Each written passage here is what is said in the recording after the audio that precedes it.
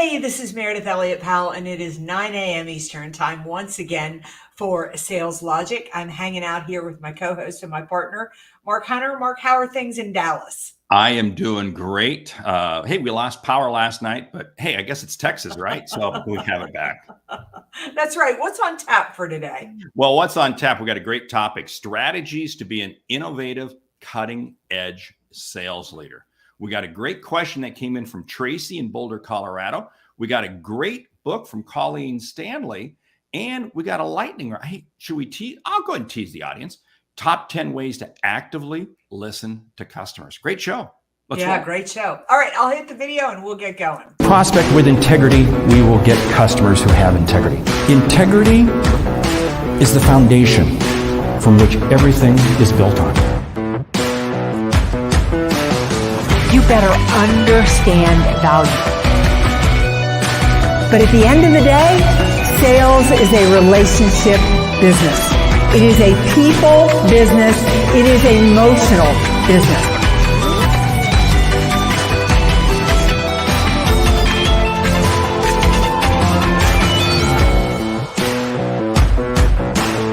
This is Sales Logic. This is Sales Logic. Again, the show where we dive into the strategies, give you everything that you need to know to sell logically. Mark, have you had a busy week?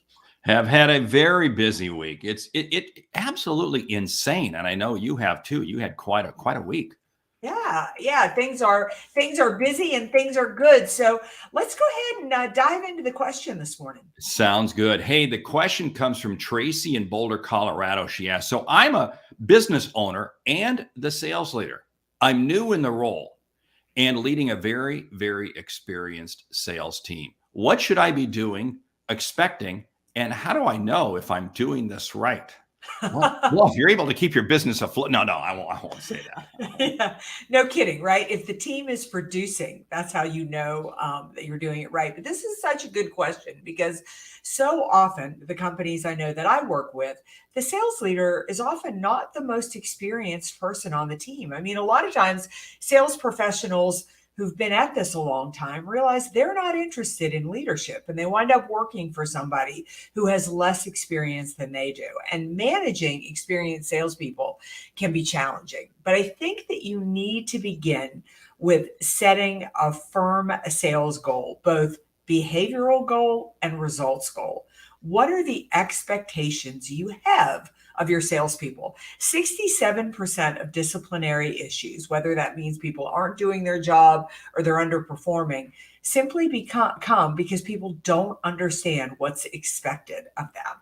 So that's really where you need to start: behaviors and results. What are you looking for on a monthly basis? What are you looking for on a quarterly? And what are you looking for on an annual basis? Well, you summed it up well because I say it's communication, and you have to have clear communication. And remember, as a business owner and leader, it's not just what you say, but it's also what you don't say. You know, salespeople, whether they be rookies or veterans, they're kind of conspiracy theorists. They always read more into things. So you got to be careful that, you may be articulating this, but what are you not saying? Because again, you have to measure what are they hearing, understand. So it's all about creating dialogue. And at the same time, you've got to make sure that you set the right table. In other words, your job is to set the table for them to eat at. How can you do what you do best to allow them to be most effective and efficient with customers? Now, there's two things you got to keep in mind here. One, make sure that there's an old line: sell what's on the truck. What does this mean?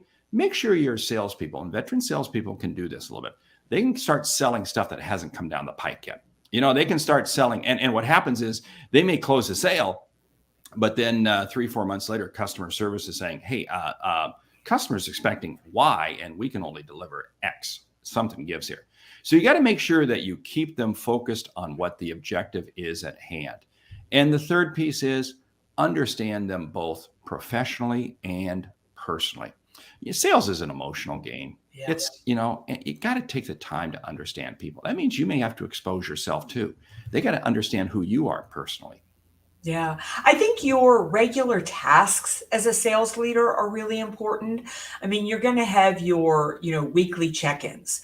What are you going to check in on a weekly basis? Do you want to see the sales calls that they've made, the results that they're getting, how they're doing against goal? But get a clear agenda on what you want to happen in that weekly check-in so that the sales professional understands what they need to bring to that meeting, and you consistently are checking for the same things so that you can see where they're progressing and maybe where they're challenged. You need to also be looking for whether you have discipline issues or skill issues. If they're not getting the results that you want them to get, if you're not checking behaviors, you can't tell whether it's the fact that they're just not doing what you ask them to do. Or maybe they are making the calls. Maybe they are having the conversations, but something's a little off. Maybe they've chosen the wrong target. Their line of questioning is incorrect. But you need to be looking for, if they are getting results, what's working? What do you need to guide them to continue to do?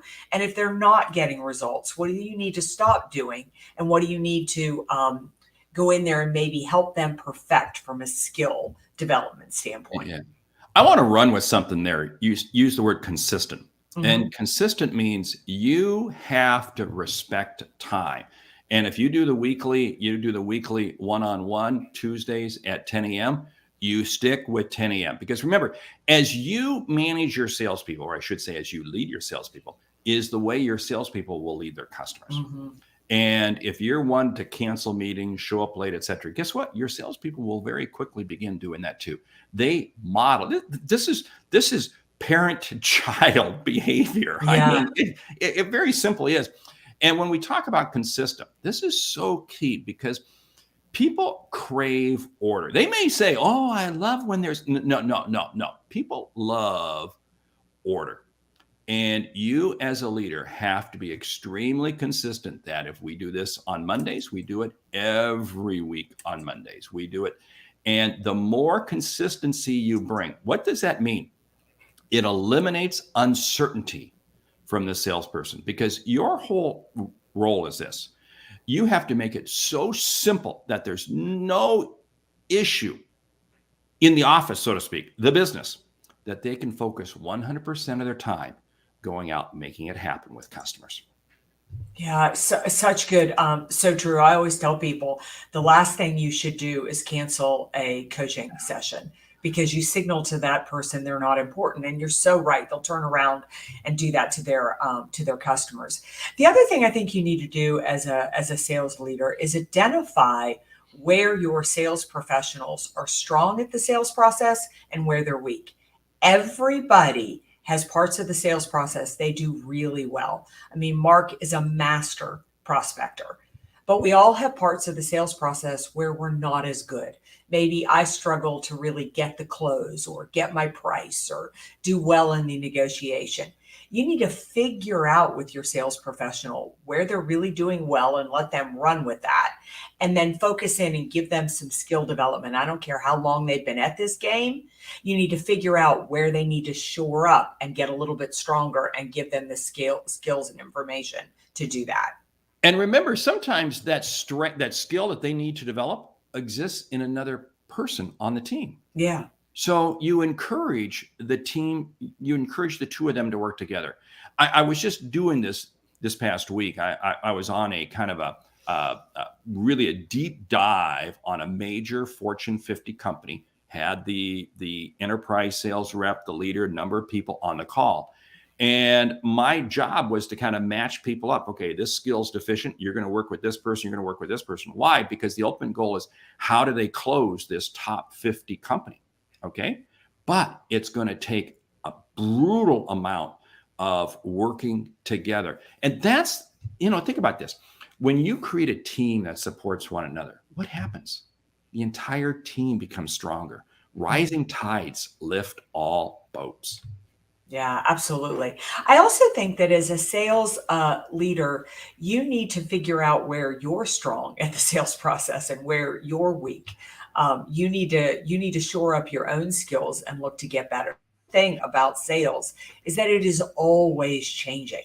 I mean, what I did last year to kind of fill my book isn't exactly what I'm doing this year. So adjusting, changing the sales process so that it works and works effectively.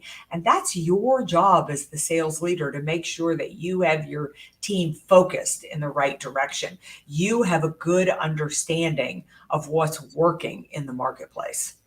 I'm going to call out an elephant in the room right there with that, because I see so many sales managers. They're deficient in one skill, but they don't want to let anybody know. Oh, they don't let anybody know. I'm going to tell you this. You know what? Go ahead and let your team know, hey, you know what? I'm deficient and I'm working to get better. What does that mean? That's an openness to the team that you too are developing your skills.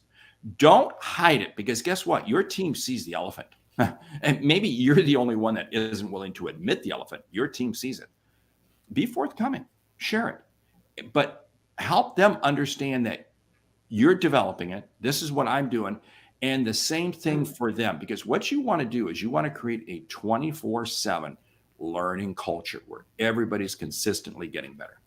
Yeah, I also think as a sales leader, you need to go on a sales call now and then. I mean, so many sales leaders anymore are not producers, or like Tracy, our business owner. I mean, she's got a business to run. So you can kind of say, well, I'm going to let my salesperson do the sales calls. You need to go on one now and then. You need to see exactly what's happening on that call, what the conversation looks like, what the open looks like, how they're doing a call to action. Did they choose the right customer to call on? Is this a good fit for you? And again, using that as an opportunity to do a live coaching session. Oh, there's so much there, because I mean, the term spreadsheet jockey. How many times have we seen sales managers that all they want to do is manage the spreadsheet? All they want to do is look at the Salesforce dashboard or whatever it might be. Here's something I found very interesting. I had a conversation this week with a brand new VP of sales, new to the position, good sized company. And I work with the CEO, and they had asked me to connect with the VP of sales. Great. First conversation with it. Now, he's experienced. He said, Mark, he said, I want you to accept the fact that I've never done this job before. And I kind of laughed. I said, no, you've done this job before. You've done it. You've got a great track record. He says, no, but Mark, I want you to take me back to the beginning. This guy came in. He said, Mark, I want you to show me everything. Tell me everything about how to be the real VP of sales that I need to be. I love that approach. Yeah. I sent him some content yesterday. Today, I'm putting together some more stuff. We've set up weekly meetings. He's hungry. He knows what to do, but he's hungry to get even better. Now, think about the signal that he's sending to his team, because he's going to send that signal to his team, and it's going to lift the entire team. I love it. Absolutely powerful.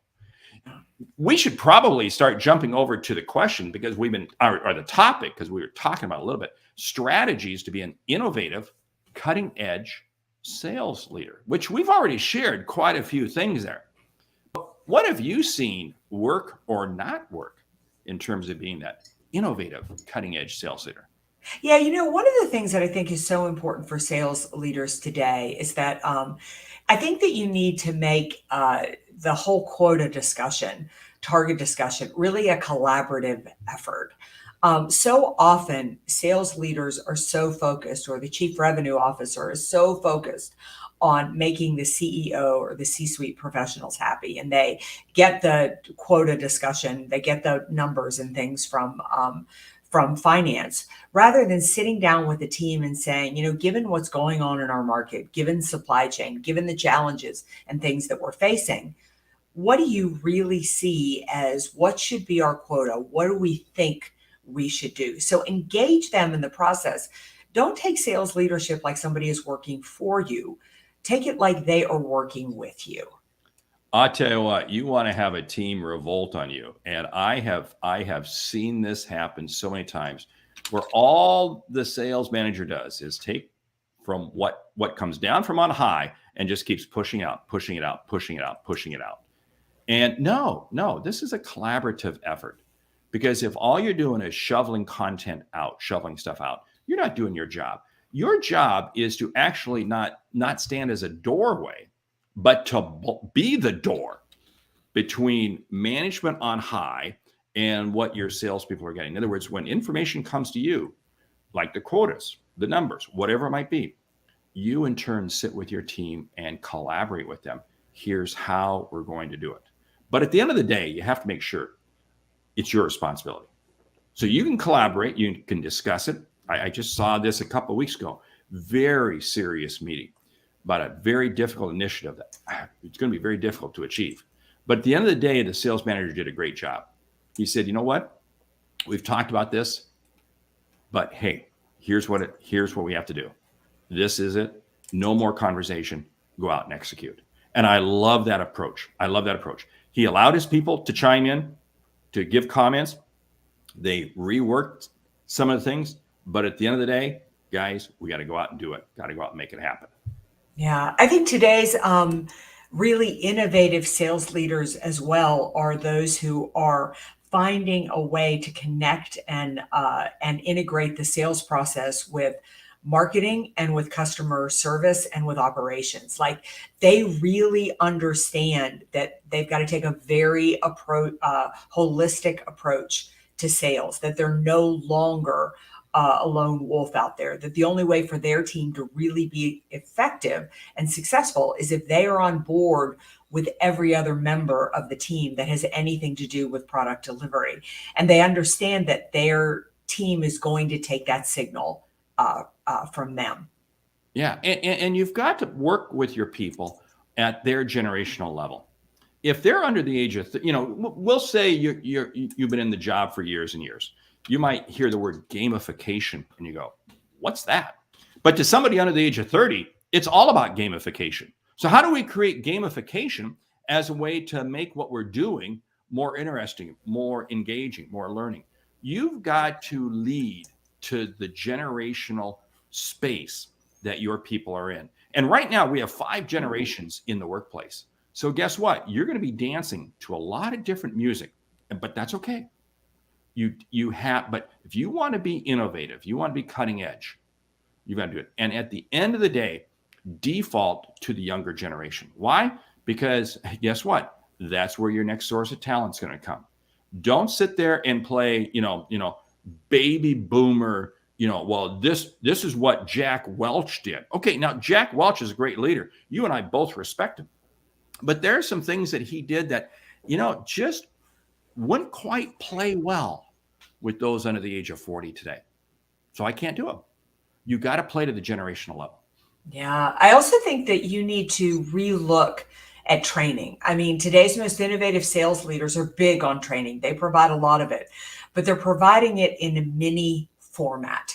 They're doing small master classes or workshops or allowing the group to learn in 1 and 2 hour settings. When I first got into sales, we would go to 5 days of sales training.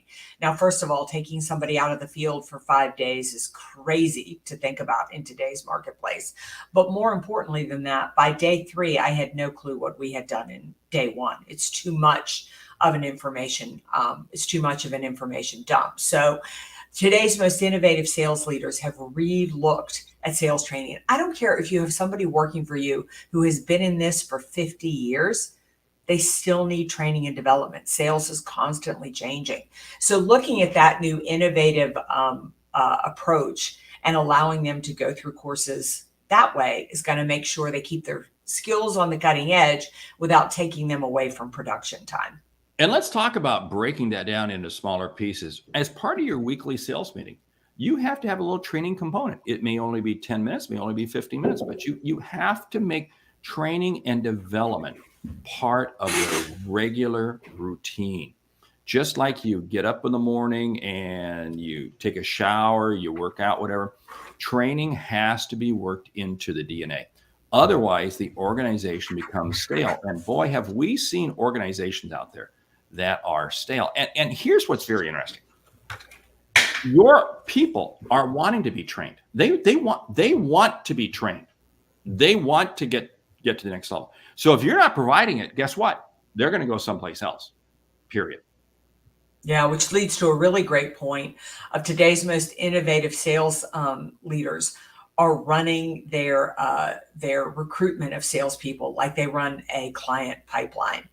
They're all the time looking for good and new salespeople long before they need new salespeople. So they make it their responsibility to be out there looking for the next sales hire they're going to be bringing on, paying attention to the vendors that call on them, looking at their competitors, and realizing that just like it takes a long time to win a good customer, it's going to take a long time to win a great salesperson. And when you source people, you're looking outside the box, because again, what you're doing is you're not hiring the position, you're hiring the person. And we talked about this a few weeks ago. I mean, how many times have you seen somebody hire somebody? Well, gee, they're going to bring in this big book of business. And that big book of business winds up being a paperback, a very old paperback, right? It just doesn't happen. So again, it's really, sales leadership is not difficult. If you are an aggressive learner and continuously challenging yourself as to who I can model. And this is why I always say a great leader, what you want to do, find 5 leaders that you can associate with. Find 5 leaders. You may not know them. They may not know you, but model your behavior after them. You have to associate yourself with great people. Wow. I didn't realize we're at the 21 minute mark. We've been talking a while. I know it's great, but hey, we got a great book from a great friend. I was trading emails with her this week, Colleen Stanley. Yeah. Sales leadership. Yeah. Yeah. I don't know anybody who understands more about emotional intelligence and more about sales leadership than Colleen Stanley. But to your point earlier, you need to treat the people on your sales team as individuals. You need to understand what's important to them, how they communicate, pick up on the things that are so far beyond their performance and their words, and that truly comes through emotional intelligence. Everything that you model as a sales leader, to Mark's point, is what they are going to model to their customers.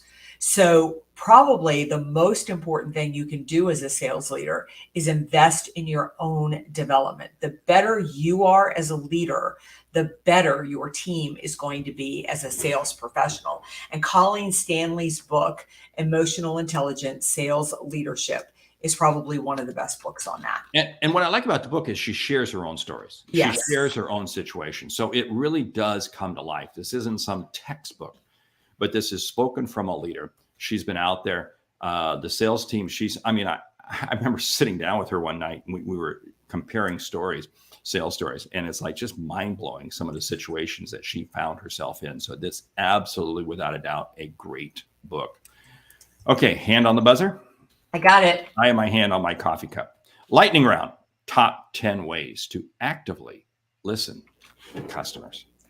Top 10 ways to actively listen to customers. Number 1 is you need to be present. Stop thinking about what you are going to say and focus on every word they are saying. I'm going to pick up on that. It's called singular focus. Too many times what happens is we go into customer conversations and we're multitasking. Not only are you thinking about what you need to say next, but you're thinking about some other customer problem. Be singular focused on that customer. Stay really, really focused on open-ended questions. And again, don't think about the answer you're going to provide. Just listen to what they say.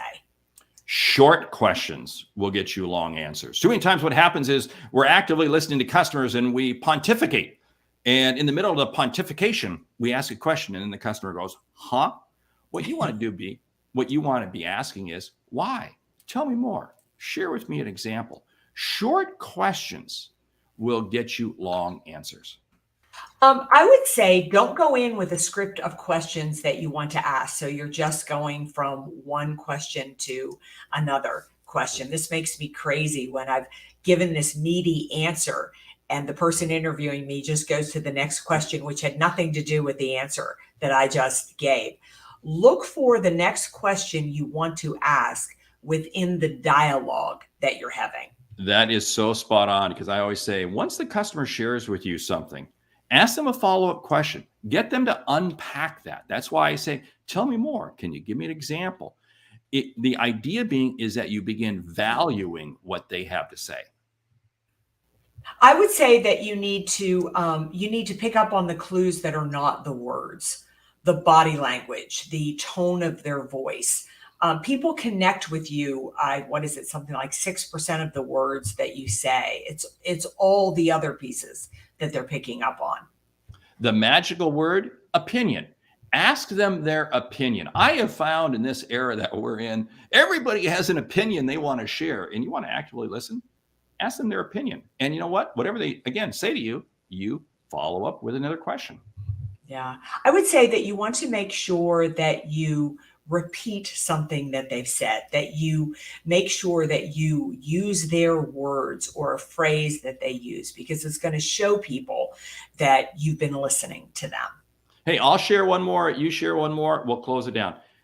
Take what you hear in the conversation and continue the conversation. Play back to them something that they shared with you, just like what Mary said, in an email, in a voicemail. Keep the conversation going long after the conversation is ended. I'm going to say it's as simple as eye contact, nodding your head, and a smile. People know that you're listening to them when they're picking up on the clues that you're giving them through how you're paying attention. I love it. Hey, we want to say thank you for listening to Sales Logic this week. If you like what you hear, subscribe, rate, and review the show on your favorite podcast app. We need more reviews. Please leave some reviews. If something we've said has earned you a single dollar, consider telling a friend about our show. It's how we grow. What are we talking? Subscribe to the podcast, would you? Hey, I'm Mark Hunter. And I'm Meridith Elliott Powell. Remember, when you sell with confidence and integrity, uncertainty suddenly becomes your competitive advantage. And the sale becomes logical. All right. We'll see you right back here next week, 9 a.m. Eastern, for another episode of Sales Logic. Please remember, if you have a question, if you want to be a part of the show, go to saleslogicpodcast.com. Always love to see our great listeners. Thank you so much for chiming in today. Have a great sales week. We'll see you next Saturday.